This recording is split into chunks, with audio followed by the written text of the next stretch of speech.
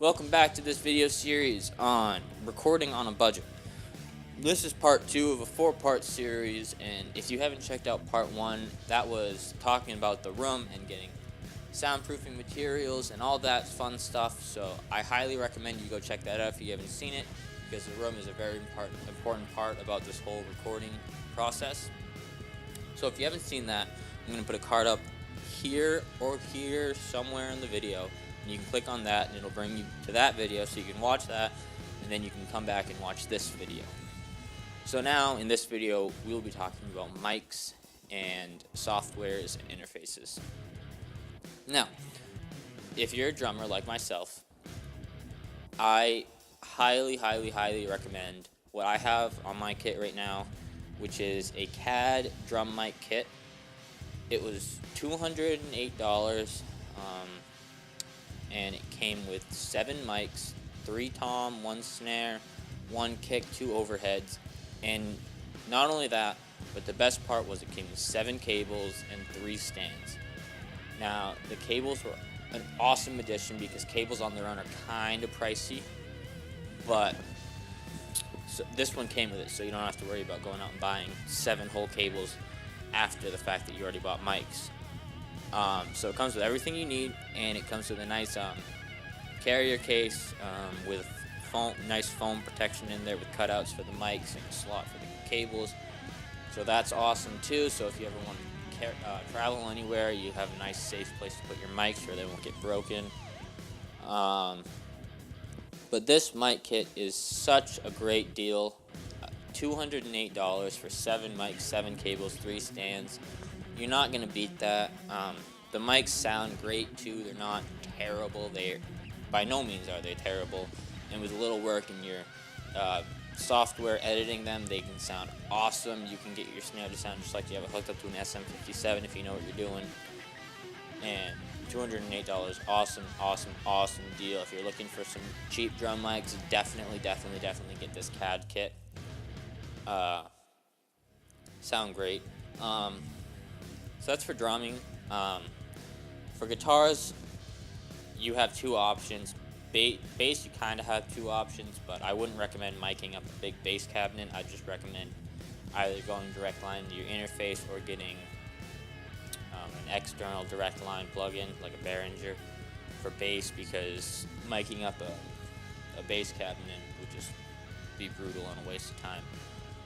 If you're a guitarist and you have a really nice tube amp that has a really good sound coming out of it with a good distortion pedal, I would recommend not cheaping out and buying dirt cheap mics for that, because I mean really you only have to buy 1 mic versus drums you have to buy 5, 6, 7, 8, 9, 10 mics depending on how big your kit is.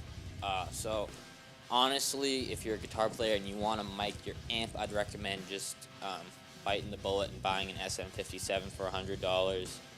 That's a great mic and it'll work fantastically for you. If you're not going to buy a nice mic to mic up your amp, I would just recommend going direct line into your interface. Now, what that means is you just plug your guitar directly into the interface, and then through your recording software, you'll have preset guitar amp sounds, and you can choose from those to get the desired sound you choose. So, while we're talking about interfaces, I'll tell you what I have and what I think you should also get, especially if you're a drummer. If you're a drummer, you need multiple channels because you have multiple mics on your kit, and if you got this mic kit that I'm talking about, you're gonna have 7.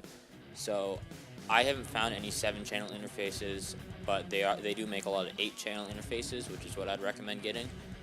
And the cheapest one I found on Amazon was either $199 or $299, not sure. Picture will pop up on the screen showing you exactly how much it is. But it's a Tascam 8-channel 16x20 interface. Really awesome.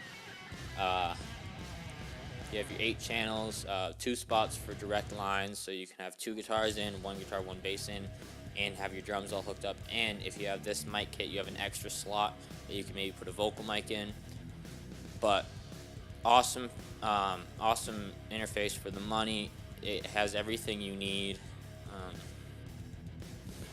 not much to say about the interface, so we're just going to move on to the software. Now, if you're using Mac, a lot of people are going to disagree with me, and a lot of people will tell you don't use this, but I honestly, if you're beginning and you want to know what to get to start out, to start learning and start mastering your recording craft, I recommend GarageBand.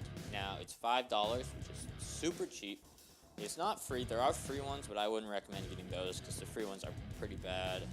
But GarageBand is free, and, you know, GarageBand really has everything you need to make something sound good. It has everything you need to record one person or a small band.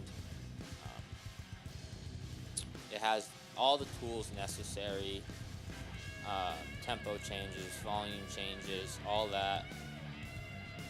It's not Logic Pro X by any means, but it's a lot cheaper than Logic Pro X. Logic Pro X is either $100 or $200. Again, not sure. I'll put something in the video telling you exactly how much it is. So, I mean, yeah, there is some extra stuff to mess around with in Logic Pro X, but at the end of the day, all you need is what's in GarageBand.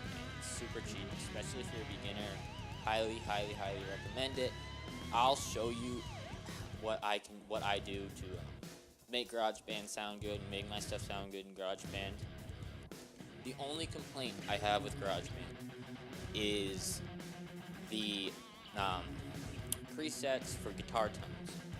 I am not a huge fan of the distortion tones for guitars in GarageBand. Now, I found there's one that I kind of like that works alright for me, but it's not everything that I would want out of a good guitar tone. So, if you're going to direct line, I'm just warning you that guitar tones are not awesome through GarageBand, but if you're going to mic up an amp, then that won't matter. So, now I'm going to just show you what GarageBand, my mics, and my interface sound like. I'm going to show you a clip that I just recorded 20 minutes ago for drums, and then I'll show you a clip just messing around, doing some stuff with guitar, with the preset amp selection. So I'll show you those two clips, and then we'll come back here, wrap up the video, and that'll be it.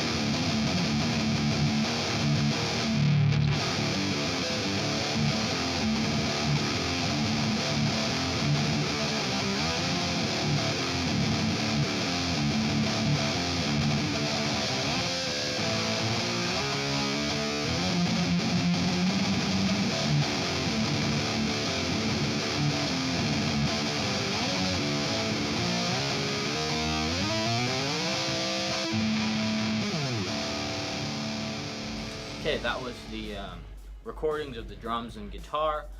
Now the drums were set through the CAD mics, and they had a little bit of, well, quite a bit of tampering through EQ just so I could get the perfect tone that I wanted.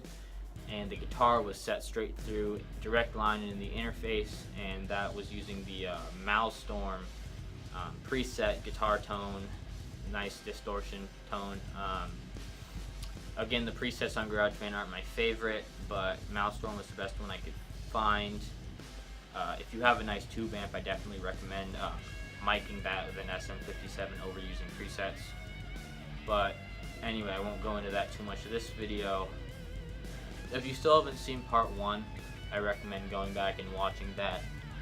But other than that, everything I've talked about in this video will have links to the products down below in the description, and that's it.